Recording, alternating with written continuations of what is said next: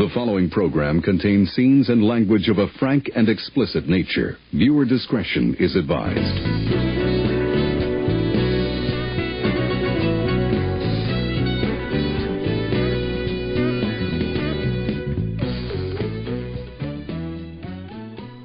Hello and welcome to Film Jitsu, the podcast that wields films like deadly weapons. We are your hosts. I am Mike. And I am Jay. On this week's episode of Film Jitsu, Jason had to watch the 1985 head-scratcher of a sequel, Return to Oz. Also on the show, we're going to do our bottom 5 childhood traumas because Return to Oz. Before we play a round of dueling double bills, and then Jay gets to, fly a tornado through my house and tell me what I have to watch for our upcoming show. But before all that, why don't we go ahead and roll the trailer? This summer, Walt Disney Pictures presents a motion picture fantasy adventure beyond your fondest imagination. You'll be transported miraculously back to the enchanted land of Oz, that magical kingdom beloved by young and old for generations. It's just a yellow brick. No, Belina, you don't understand. This was the yellow brick road. You'll share with Dorothy Gale the shock of finding everything mysteriously changed. What's happened to everybody? And you'll delight with her discovery of 4 wonderful new friends who band together against a wicked queen and the dreaded Gnome King. Return to Oz. Jason, America has a love affair with L. Frank Baum's Tales of the Land of Oz since he published his first novel in the year 1900. It's been 125 years that these stories have existed in our culture, starting with the novels, adapted for early Broadway, short films, the MGM classic with Judy Garland that somehow you don't like. We will get into that, I'm sure. Yeah. Then there's The Wiz in 78, and even the pretty crap Oz the Great and Powerful as recently as 2013. And I haven't even talked about Wicked yet, a massively popular book adapted into an overwhelmingly successful Broadway show and adapted again into the smash hit film Wicked, which has 10 Academy Award nominations, including Best Picture. America loves this story, Jay. They love it. Yeah. But the bizarre detour in that 125-year journey, the creepy cousin that no one wants to invite to the reunion, the pea in the Emerald City pool, is 1985's Return to Oz.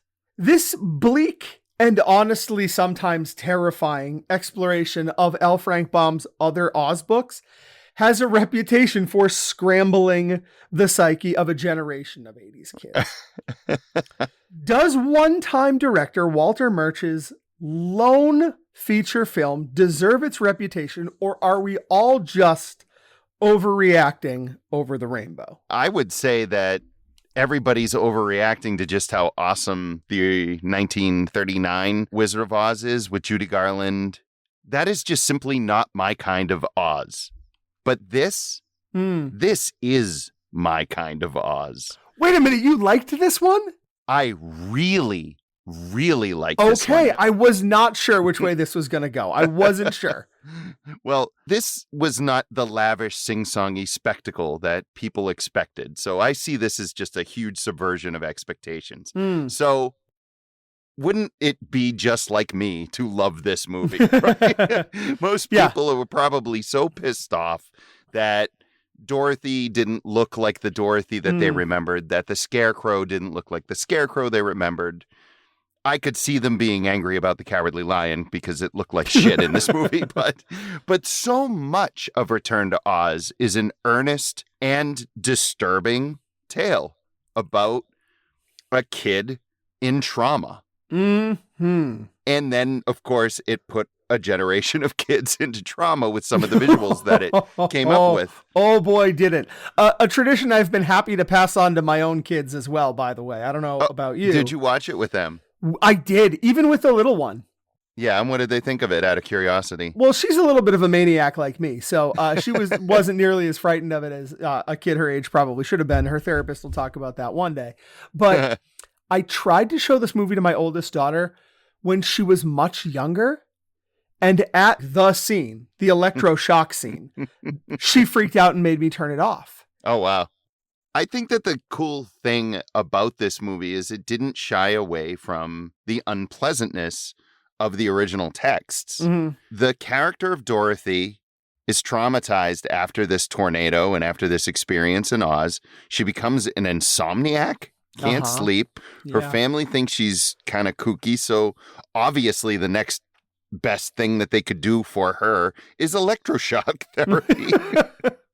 Yep. And they bring her to this hospital that looks so much like it's out of Silent Night, Deadly Night. Tell me it's not Silent Night, Deadly Night. It is Silent Night. I was like, the it is outside of it looks that's just like right. that. Yeah. Everything about it is like you're just waiting for Mother Superior to whack an ass the whole time.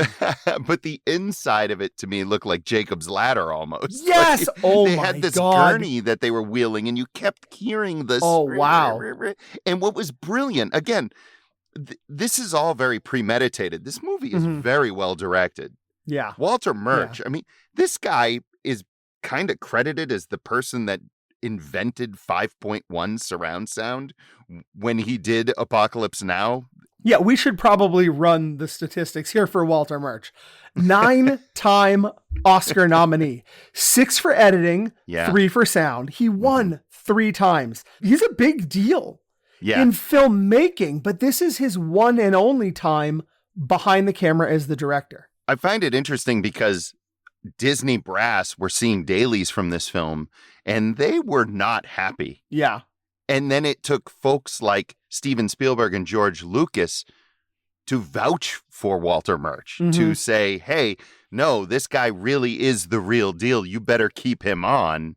And so they sort of begrudgingly, but they did fire him and then just brought him back on when they couldn't get anybody else to like take on the picture. It's incredible to me because so much of this film is a realized vision. So much of it is like an Andrew Wyatt painting. I noticed that, like those bleak scenes of the Kansas prairie at the beginning, and it just seems it's wintry, right? It's dry, it's desaturated. And then when they get to Oz, there are moments of Technicolor, but they're few and far between. Right. For the most part, he continues with this bleakness, and it's all a part of this journey that Dorothy is going through, whether it's real or not. You know, it's debatable. Like, for instance, I was talking about how everything is so premeditated in the making of the film. The wheels of that gurney 100% tie into the Wheelers. The Wheelers, absolutely. The dystopian version of Oz, I suppose, is what it is. It's like Oz meets The Walking Dead out there is what it is.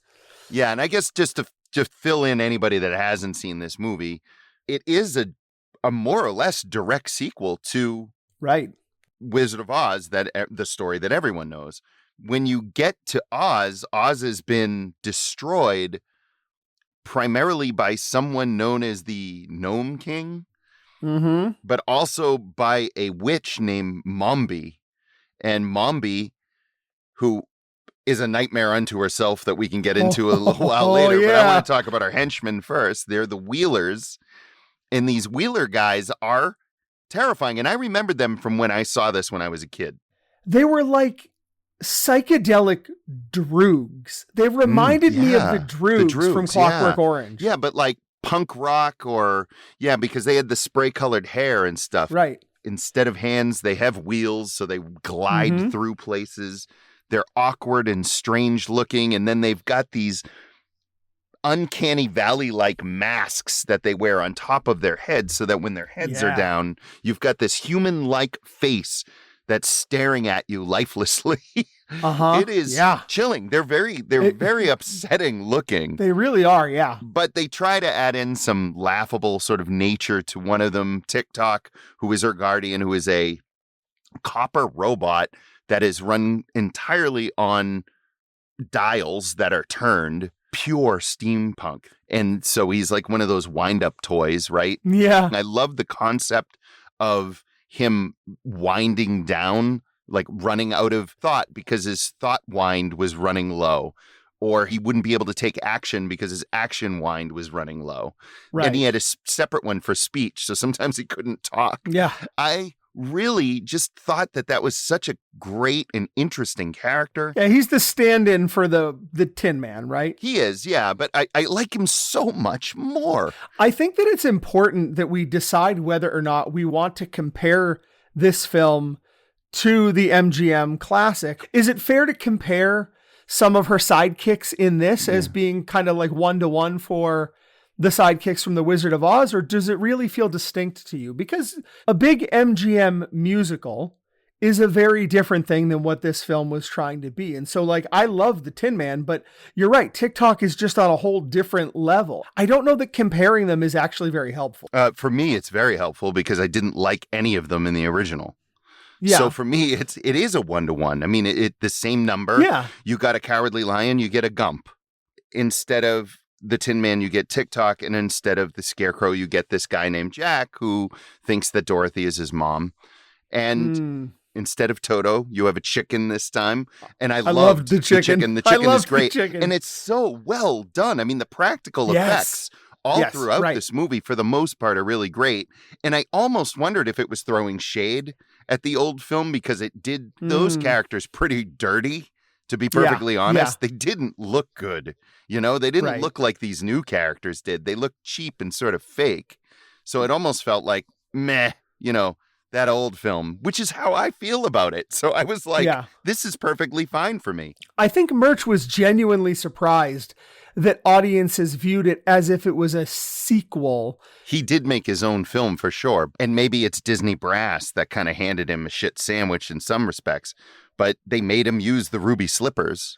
And that was not part of the original text. That was something that was brought in from the quote unquote classic film.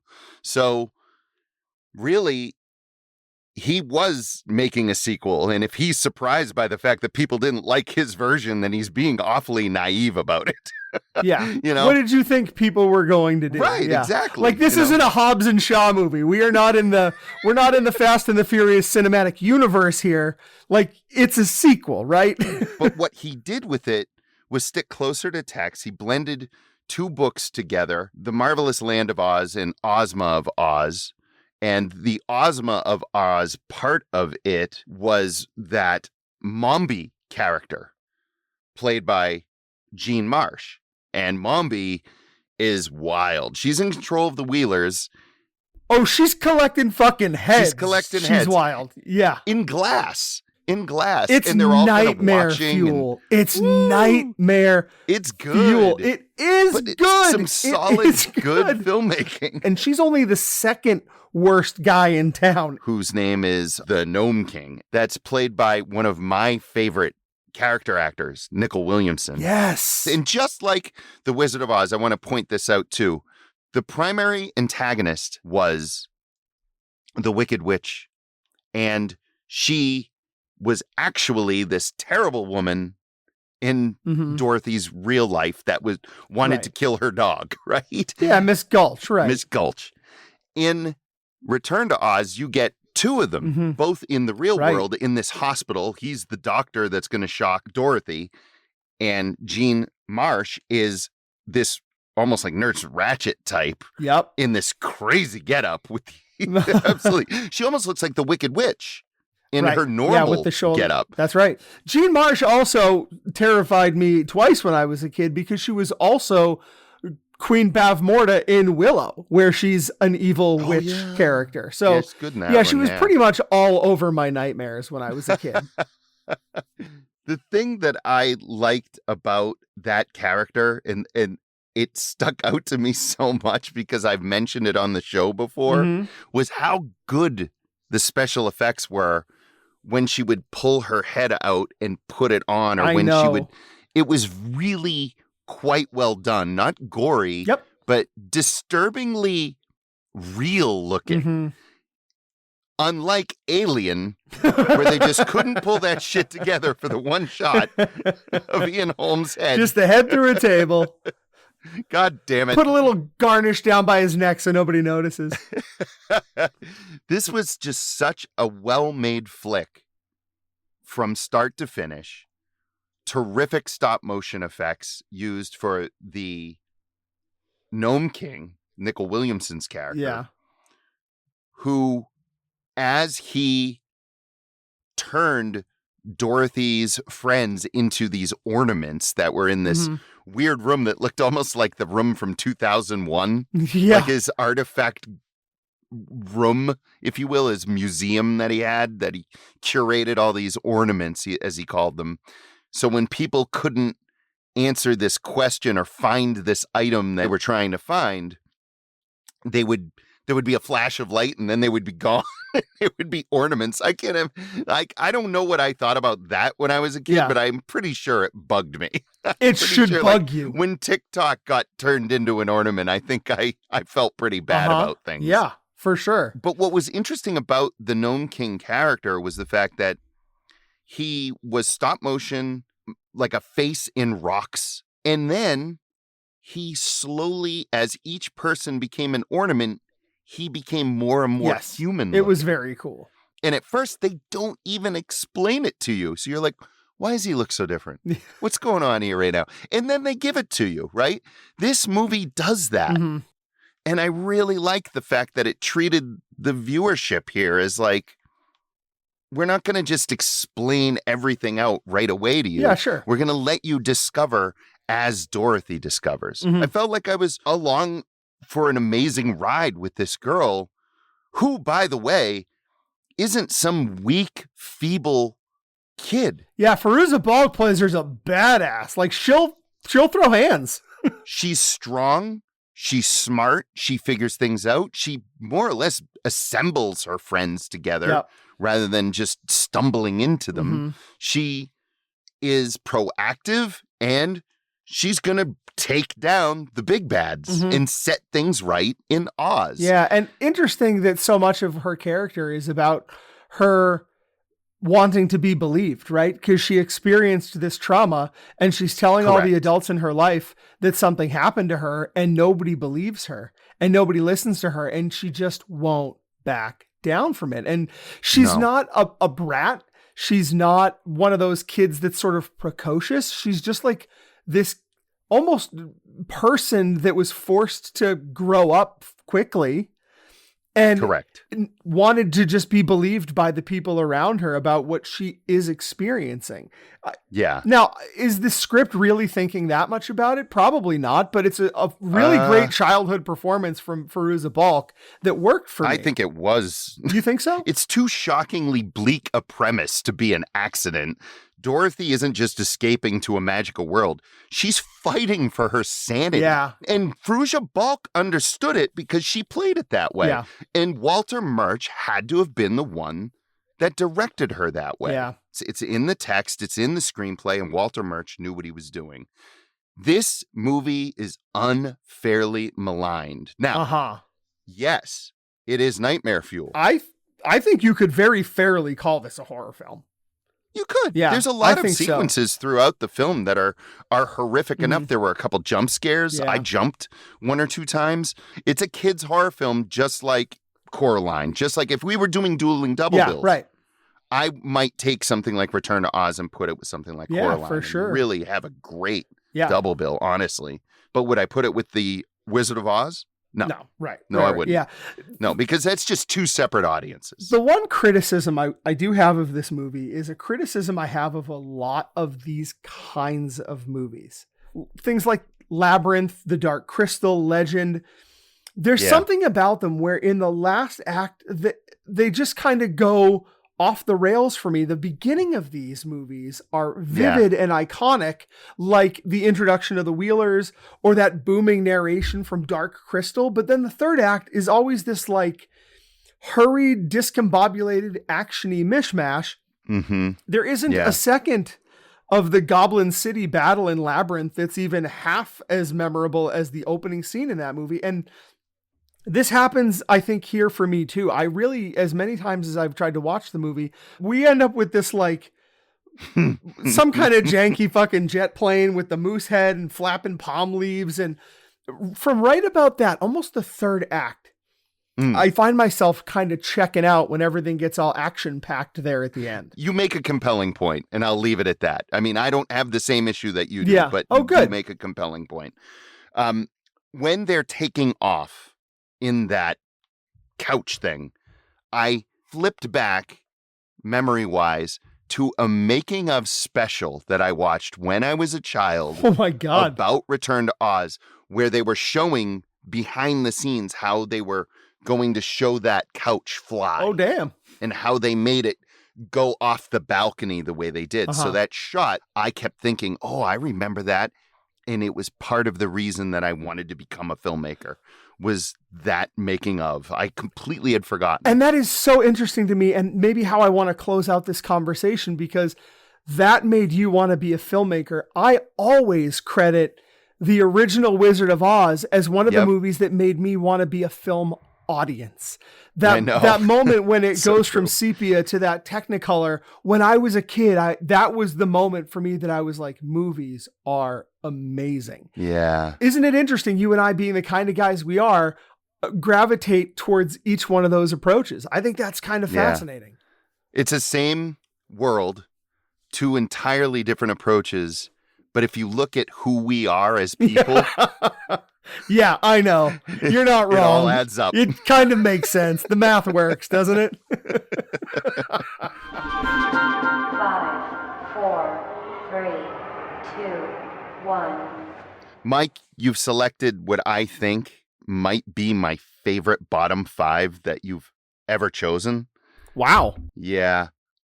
This one was almost immediate. My 5 take place exactly at the years that one would expect them to take place in a child's development. There's one from each year, right around from ages 4 through like 8 or 9 or so. So it is wild to look at these when you think of the impact that these things had on you. And you're like, okay, that is a bottom 5, because this thing scared the hell out of me, and it's by degrees, right? So I went from 5 being, this upset me, to 1 being like, I am permanently scarred by this. That is also the way that I went. Cool. So what is your number 5? My number 5, although I think it certainly qualifies as being a childhood trauma, I think that by sheer volume, this might be the movie that has caused the most childhood trauma per capita. It's a classic. I'm going with Bambi's mother dying in Bambi. Huh. Yeah. Do you know how little I was, Jay? Oh. What in the frolicking in the forest? Fuck Disney. I am barely old enough to be watching a movie. Like, my eyes have just developed enough for me to now watch a movie, right? I'm so young that my mom is pretty much the only other person that I know is alive. The person who is keeping me alive, who is my sole repository for all the emotions I have as a living creature. So to make a child's movie where the mom gets murdered at the very beginning is a pretty twisted thing to do. What I walked away from was, holy shit, death can take you or your mommy or literally anyone else whenever it wants. Enjoy being 5. Oh my God. Yeah. I don't know that I ever actually watched it. I've known about it forever, but I just never, like, still either I did and it didn't really have an impact, or I wasn't paying attention. I don't know. This is my new Back to the Future plan. I'm going to go back and show you Bambi and then come back and see how you turned out. See how I turned out? Yeah. I bet it'd be different. Yeah. Maybe. I don't know. I want to do something here, and I want to start a count. We're going to write down everything that's available now on the Disney Channel. So not that they were made by Disney, but they are available at Disney Plus. And if I'm not mistaken, Bambi would be one of those. Yep. So we're going to put that down. You got it. My number 5 is also, I believe, available on the Disney Channel. I could be wrong, but everything else that Jim Henson did is there, and that's going to clue you in. Mm-hmm. It's The Dark Crystal from 1982. There are a ton of moments throughout this dark adventure fantasy flick that probably had the children of Generation X stressed. But there is one moment that stands out for me more than any other. And maybe it's not the same for everyone, but it still, Mike, unnerves me. So there's this Skeksis. They look like vultures with They're like mummified vulture priests. Yeah, with with like French adornments. I don't know. Their costume is just so overly frou-frou, right? And so they have this one guy named Chamberlain, and he's always like he's always making this whiny sound, and he thinks he's going to be the leader. He goes against the general in a trial by stone, where they each take a giant sword and take a whack at a stone and leave a big dent in it, and whoever has the biggest dent wins. Well, the general lops the thing right off. Chamberlain loses, and in the scene that horrifies me, all of the Skeksis turn on Chamberlain and rip his clothes off him. Yes. And it's as if they're almost tearing him to pieces. Yeah. And the way he's crying. Look, Frank Oz has done so many beloved characters throughout his career. Miss Piggy, Grover, Yoda. But I don't think he's given enough credit for just how emotive he is with his voice. And he went for broke as Chamberlain.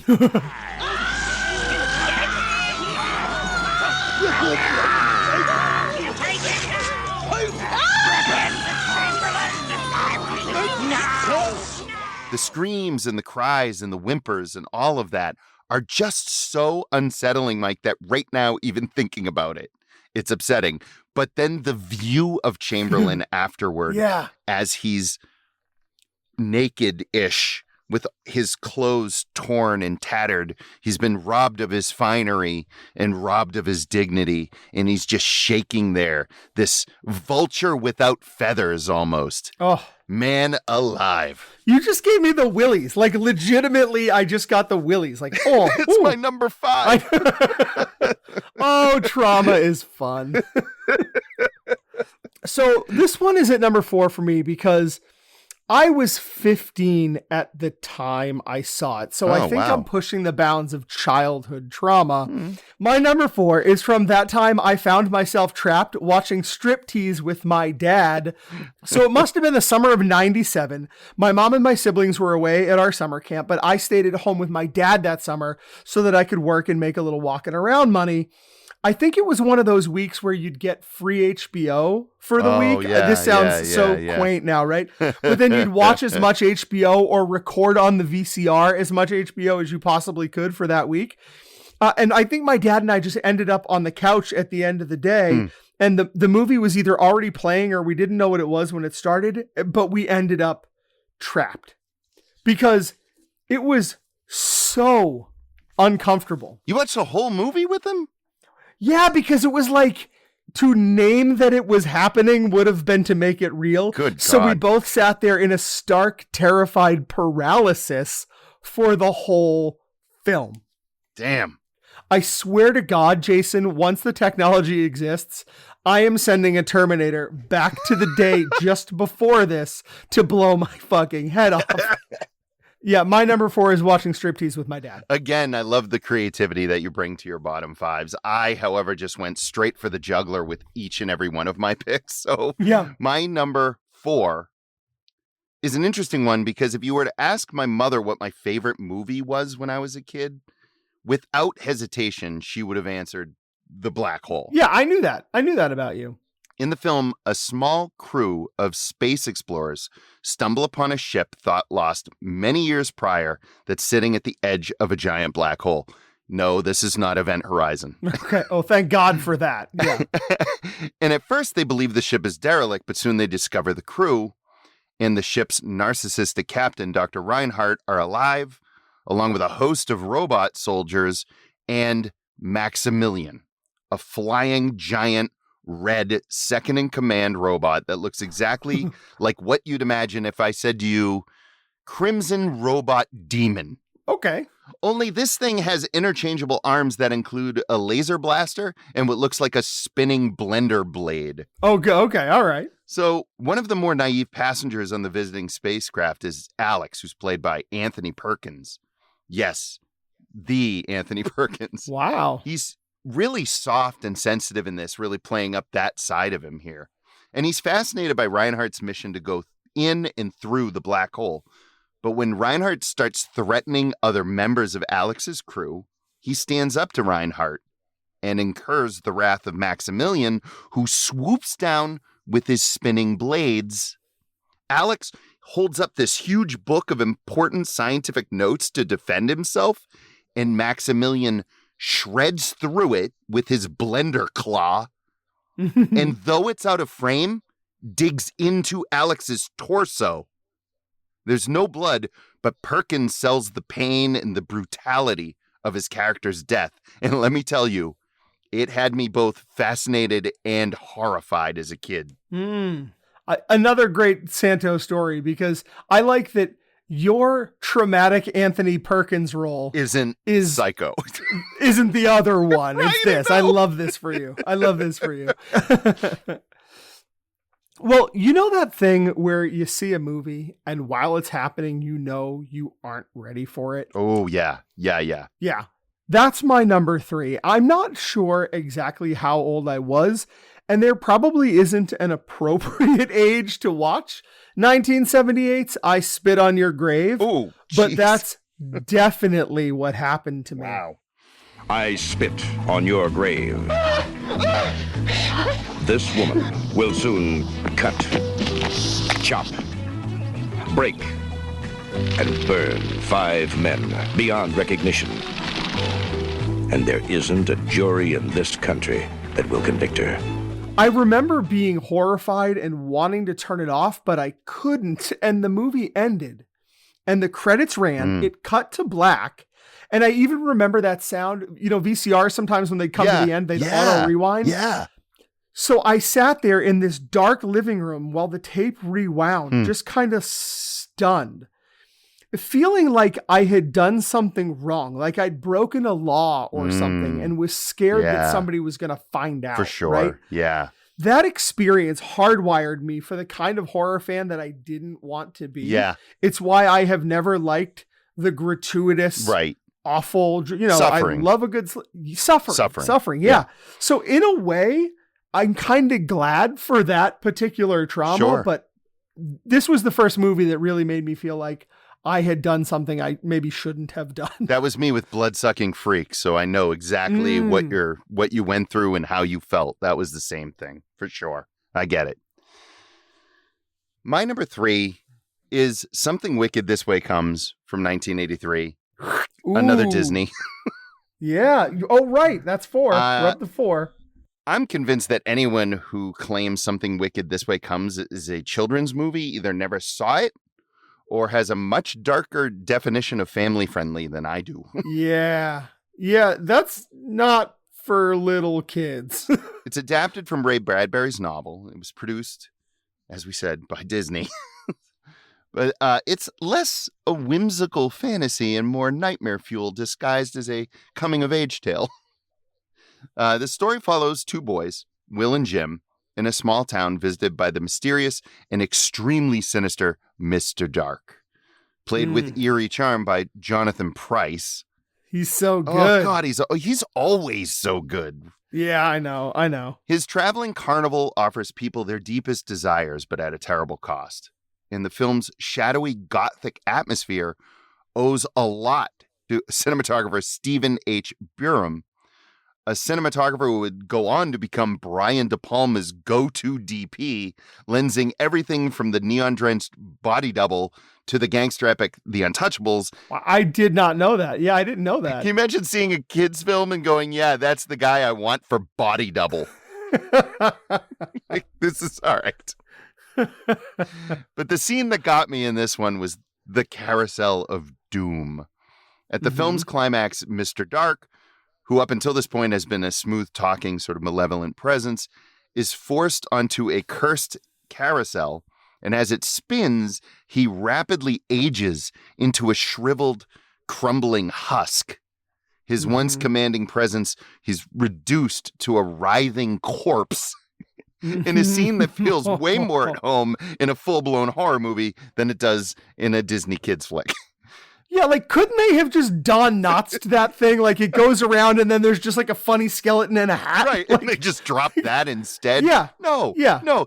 Existential terror wrapped in carnival music. Boom. Well, great news.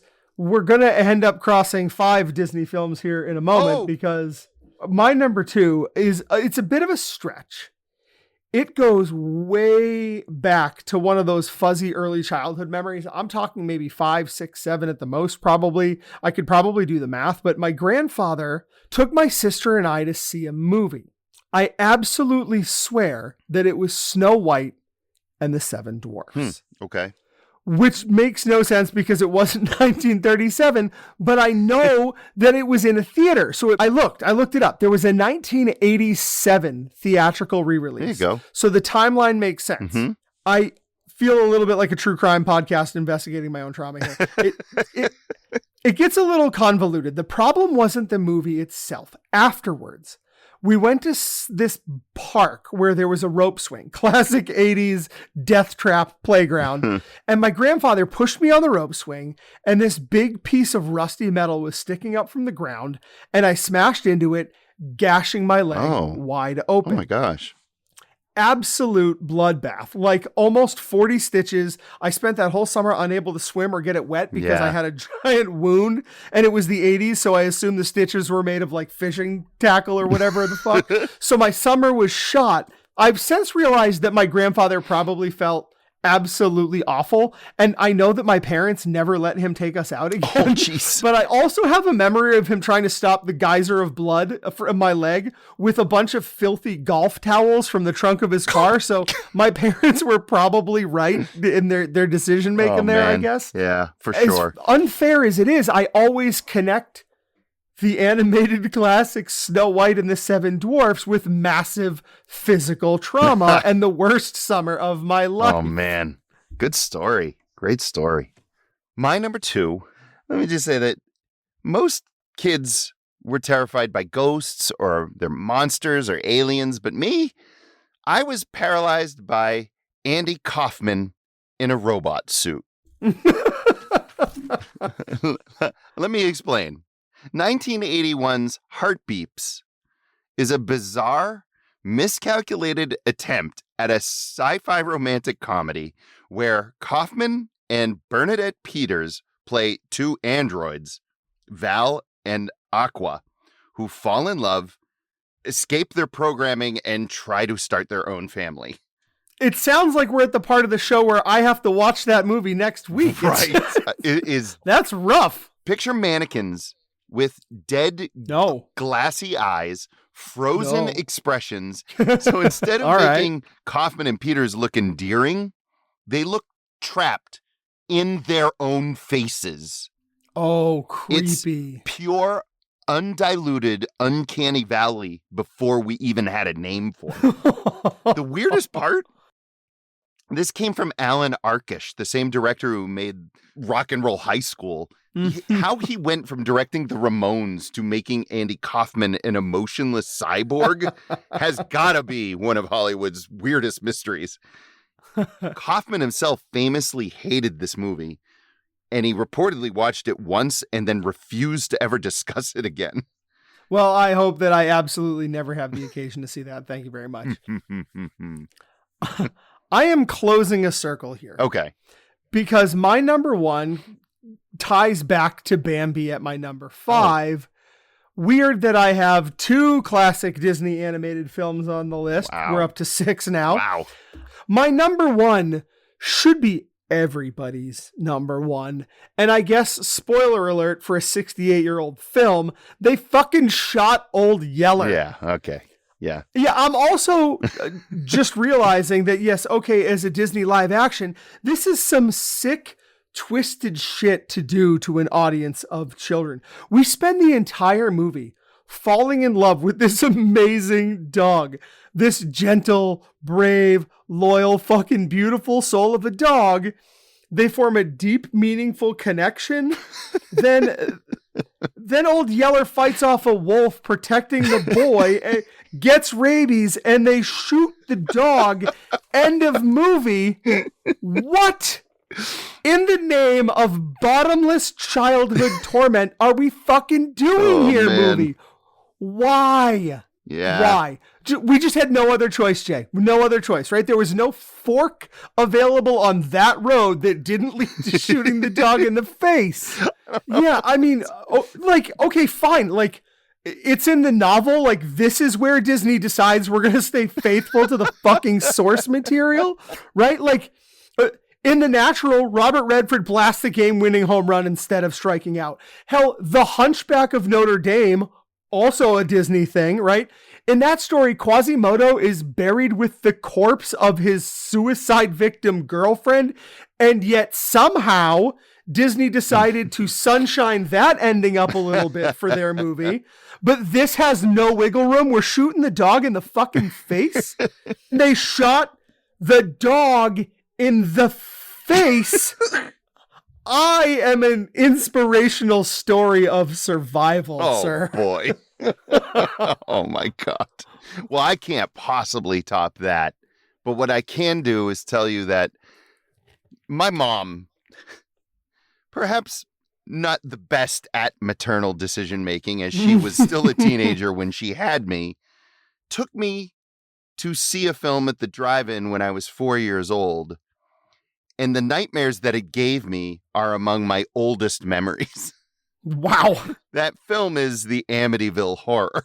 Oh my God. Are you kidding me? For those who are unfamiliar, the Amityville Horror is based on the allegedly true story of the Lutz family, who moved into a house where a grisly mass murder had taken place, only to find themselves tormented by, malevolent supernatural forces. I can't believe you're out in the world. If you've ever seen a horror movie about a haunted house, this is the one that kind of wrote the playbook. You should be in therapy right now. So, 4 years old. I'm 4. Everything about it scared me. The unnervingly symmetrical house with its attic windows that look like glowing eyes, the eerie red lighting of the opening titles, the whispery voices in the night, the drums that played in the background. How about the beginning when the real estate agent is walking them through the house and it flashbacks suddenly to a family being murdered by a shotgun? How about that? But the thing that got me, Mike, it wasn't even any of that. Do you know what got me? What? At one point, a little kid's hand gets crushed to Oh the my point God. of bleeding by a window that comes down on its own and then won't open. There's something about the sheer real-world plausibility of that. No ghost materializing, no special effects nonsense, just a hand-crushing nightmare.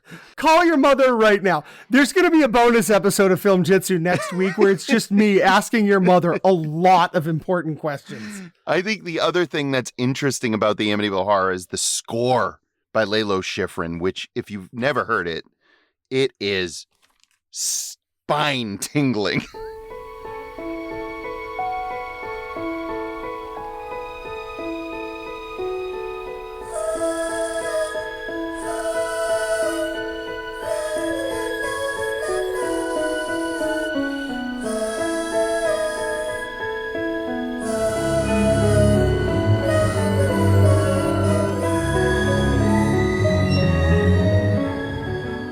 Schifrin wrote music for The Exorcist that was deemed by Warner Brothers executives as being way too intense.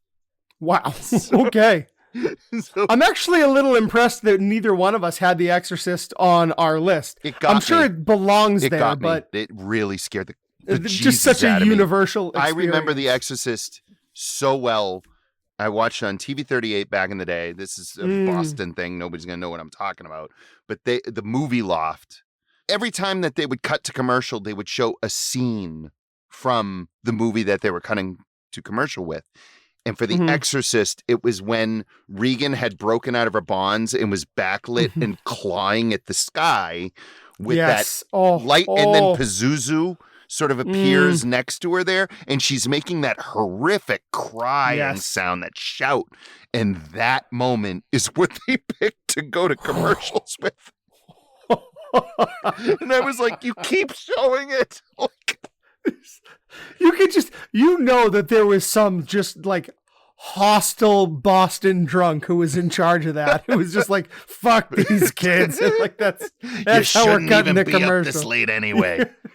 Oh my God. Oh man.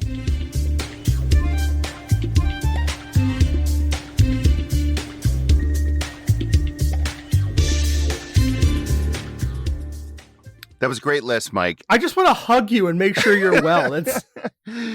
And I want to hug all of our listeners who are listening right now and perhaps reliving their own childhood traumas. Folks, tell us about them. Let's keep it cinematic related, please. We're not psychiatrists, but write to me at j@filmjitsu.net, mike@filmjitsu.net. Hit us up on our socials. At the moment, we still have Facebook and Threads and Instagram. Hard to say if we're just going to be Blue Sky next week, so we'll see. But for now, the way to get us is email. Also, Jay, I wanted to throw a little something at you. Didn't ask you about this, but I'm just going to go ahead and do it. I would love to have folks jump on to Apple Music or wherever it is and rate and review the show. And here is the thing. Leave us a 5-star comment. Between now and June, I'm going to take a look at everybody that leaves a rating and review for Film Jitsu on any of these platforms that I can. And maybe sometime halfway through the year, I will randomly select one of these listeners to pick a movie that we review on the show. So, very good. Get out there, rate and review Film Jitsu. It helps us out. We appreciate it. And maybe you get to pick an episode. Nice. Very cool. Mike, it's that time in the show where we're playing our newer game. At this point, we've done it a few times now, and we've got 3 pairings that we've gone through so far for dueling double bills. Basically, I go into a random movie generator website. It selects 2 movies based on some very thin criteria that I give it. And then you and I have to respond very quickly to each one of these titles by partnering it with another title, creating a double feature or double bill. We come up with 2 of them. We compete, see who does the better one, and then we mark it down. Now, what I haven't mentioned is that later this year, the person who has made the better double bills gets to pick one of the double bills and make the other one watch it. So ultimately, one of us is going to get severely screwed. This may very well blow up in my face. I think so far we've been fair referees here. I think we've been okay, that's important. And we're running 50-50. I don't know what happens if at the end of the year we're still tied. So we shut down the podcast. That's the end of it. That's it. We've agreed too much. All right. So the first film I'm going to generate is Kickboxer. This is Jean-Claude Van Damme. Oh my God. If your enemy refuses to be humbled, destroy him. Kickboxer from 1989. Well, that's a thing that happened. The next one is going to be, Night and Day from 2010, starring Tom Cruise and Cameron Diaz as a fugitive couple that goes on a glamorous and sometimes deadly adventure where nothing and no one, even themselves, are what they seem. Good Lord. Let me tell you, this sounds incredibly difficult because who the hell is going to want to watch Night and Day? How do we make that work? Wow. Free popcorn. Well, that's not a bad idea. I'm going to pair this one with free popcorn. Free popcorn. I'll one-up you. Free nachos. There you go. No, I think for Night and Day, I'm going to go with that one first because Kickboxer is, I feel I'm a little less sure of my footing with that one. No pun intended. With Night and Day, I find it really interesting that you're probably going to have to take it and pair it with another bomb. Because I think that there are people like you and I who are fascinated by movies that tank. And Night and Day, as I remember correctly, was a financial failure that stars Tom Cruise and Cameron Diaz. Well, the 2 had been together in another financial failure.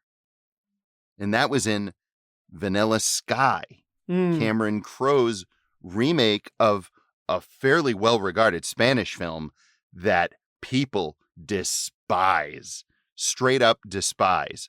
So it's a study for me in Tom Cruise and Cameron Diaz and what goes wrong when you put them together on screen.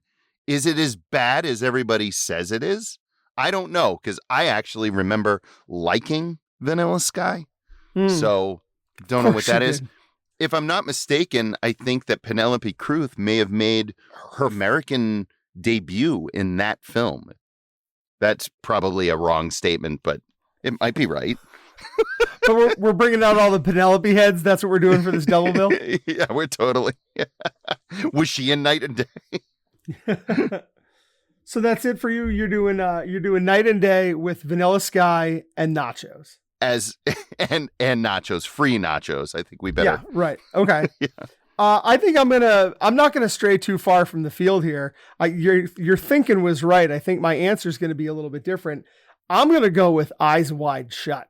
It's a great idea. It was the other one I was thinking right. of. Yep. Yeah. And I'm kind of glad that I got this here. I feel like sometimes the first pick falls to the second round. I don't know, but for me, I want to have that Tom Cruise and a pretty lady thing. One real bad, one real weird. Yeah. I love Eyes Wide Shut. I love Eyes Wide Shut. It's absolutely one of the worst films by a auteur. Like, I cannot believe how absolutely abhorrently terrible some of Eyes Wide Shut is. Some of Eyes Wide Shut. Yeah, quite a bit of it, to be perfectly honest. I probably would prefer Vanilla Sky as a film.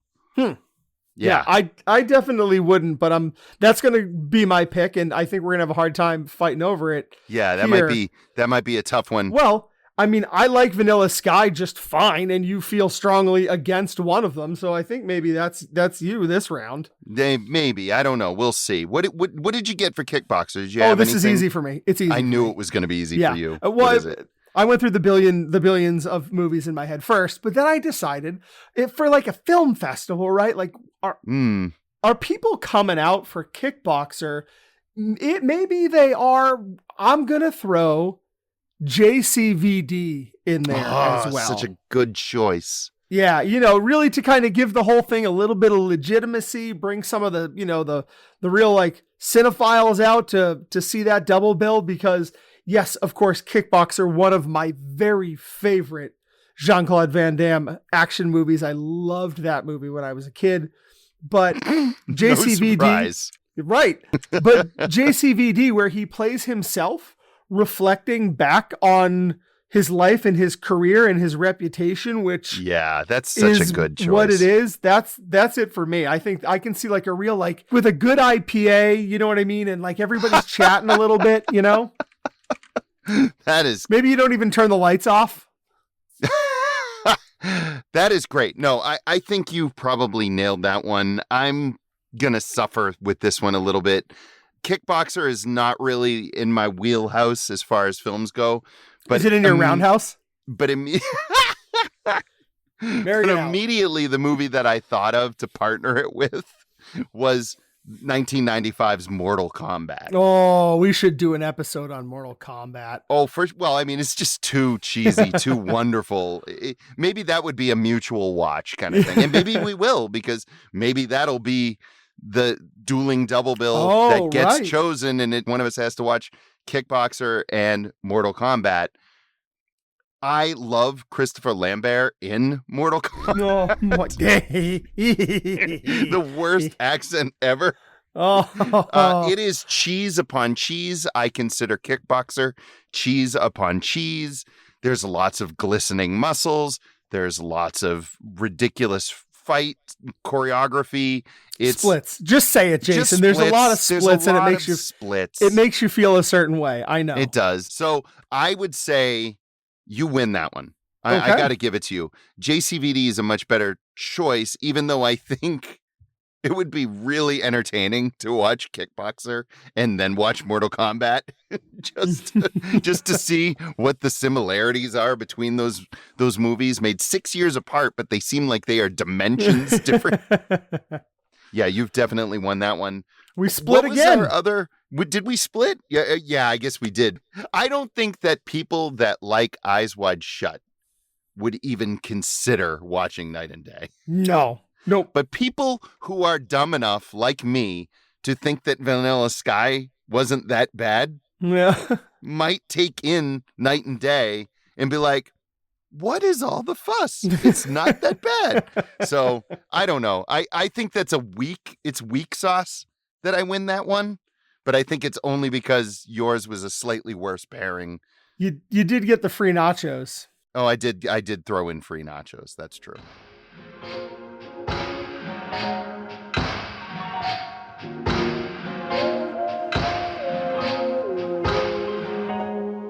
Mike, let's take a trip back to a very specific moment in time. The year's 1991. The Gulf War is raging, and a little-known band called Nirvana is about to turn the entire music industry on its head. But in that year, with so much going on, there's one man standing tall, or maybe just leaning against a motorcycle in the most try-hard way possible, fighting against the tide of change. That man, Robert Matthew Van Winkle. But you may know him as Vanilla Ice. Yeah, Mike, at the height of his fleeting fame, some executive looked at this man, best known for rapping over an unauthorized Under Pressure sample, and said he should be a movie star. And so the world was gifted Cool as Ice, a film that dares to ask, what if Rebel Without a Cause was reimagined as a 90-minute music video for a guy who would disappear from mainstream relevance within a year? Oh, yeah, and let's give it to a director who's primarily known for doing Playboy direct-to-video spank bank shoots. What? This isn't just a bad movie, Mike. This is a cultural artifact. It's a time capsule of everything misguided about early 90s Hollywood trying to cash in on a music trend. It has some of the worst dialogue ever put on screen. It has a romance so forced it makes Twilight look like Casablanca. And most of all, it has Vanilla Ice trying so hard to convince you he's cool that the very concept of coolness just ceases to exist. And because I wouldn't dream of leaving you without a bottom five. Oh, of course. We're going to do our bottom 5 musician performances, a celebration of those who left the stage and immediately regretted it. Will Vanilla Ice, would he have made number 1 on this list? Probably. He probably would have. But we'll never know. We'll never know. We're never going to know because you're going to have to watch it and report back about him. So everyone, listeners, grab your parachute pants and prepare for the film equivalent of a middle school talent show because Mike is going to drop that 0 and get with the hero in Cool as Ice. This is the revenge I was expecting for Bat Thumbs. That's now I see what we're doing. I like the sneak attack approach. Mm-hmm. Okay. Well, sure. Bottom 5 musician performances is great. That's been on my mind for a while too. I didn't have a great film to pair it with. This one is perfect. I guess I'm a little surprised we're calling Vanilla Ice a musician, but you know what? It's your list, not mine. We'll do it. I can't believe that I'm going to be watching Cool as Ice. Thanks for that, I guess. You can join me if you want to join me, Jay. No, I'm not going to join you. I don't think anybody should join you. You should be the only one doing this. Our listeners shouldn't do it either. Good, solid advice. Well, what I do hope our listeners will do is come back next time when I will be reviewing with fucking Vanilla Ice. Cool as ice. Thanks so much. Until then, we have been your hosts. I am Mike. And I am Jay. And we'll see you next time.